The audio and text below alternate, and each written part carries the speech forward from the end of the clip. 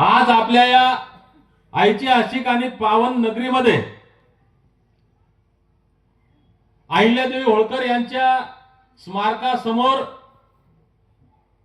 धनगर जमातीच्या कल्याणाच्या लढ्याचा हा एक अध्याय लिहिला जात असताना या विचारपीठावर खरं म्हणजे हे स्मारक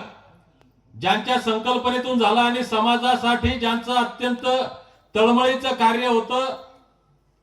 राज्यामध्ये कुठेही आता कुणीतरी सांगितलं की राज्यात कुठेही आंदोलन असलं की आम्ही असतो, तर अशा या प्रत्येक समाजाच्या कार्यामध्ये अग्रभागी असलेले समाजाचे नेते ज्यांच्या संकल्पनेतून हे स्मारक उभं राहिलं, कैलासवासी आप्पादादा बागले